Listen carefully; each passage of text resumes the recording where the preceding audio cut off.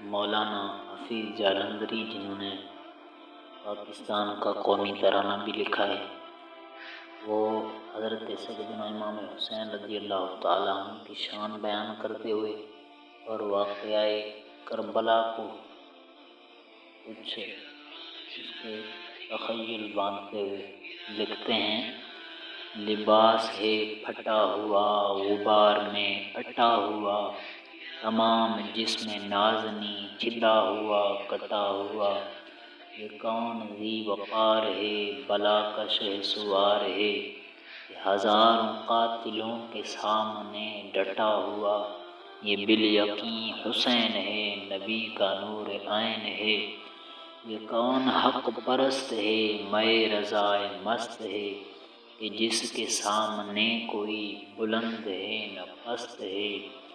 ادھر ہزار گھات ہے مگر عجیب بات ہے،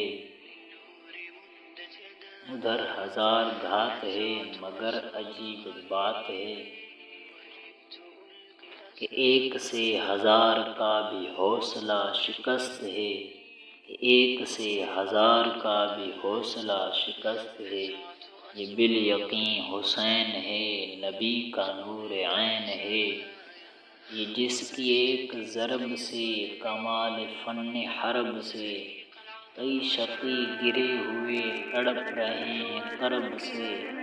غضب ہے تیغ دوسرا کہ ایک ایک وار کر اٹھی صدائے العمیٰ زبان شرق و غرب سے، اٹھی صدائے العمیٰ زبان شرق و غرب سے، یہ بالیقین حسین ہے نبی کا نور عین ہے، عبا بھی تار تار ہے تو جسم بھی فگار ہے، زمین بھی تپی ہوئی فلک بھی شعلہ بار ہے، زمین بھی تپی ہوئی فلک بھی شعلہ بار ہے، مگر یہ مرد تیغ زن یہ صف شکن فلک فگن، کمال صبر تنگئی سے محو کارزار ہے، یہ بالیقین حسین ہے نبی کا نور عین ہے، یہ بالیقین حسین ہے نبی کا نور عین ہے،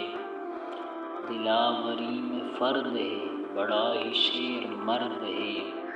کہ جس کے دبدبے سے رنگ دشمنوں کا زرد ہے، حبیب مصطفیٰ ہے یہ مجاہد خدا ہے یہ، جبھی تو اس کے سامنے یہ فوج گرد گرد ہے، جبھی تو اس کے سامنے یہ فوج گرد گرد ہے، یہ بالیقین حسین ہے نبی کا نور عین ہے، ادھر سپاہ شام ہے ہزار انتظام ہے، ادھر سپاہ شام ہے ہزار انتظام ہے، ادھر ہیں دشمنان دین ادھر فقط امام ہے، مگر عجیب شان ہے غضب کی آن بان ہے، کہ جس طرف اٹھی ہے تیغ بس خدا کا نام ہے، کہ جس طرف اٹھی ہے تیغ بس خدا کا نام ہے، یہ بالیقین حسین ہے نبی کا نور عین ہے، یہ بالیقین حسین ہے نبی کا نور عین ہے، صلی اللہ علی حبیبہ سیدنا و مولانا محمد و آلہ و صحبہ اجمعین۔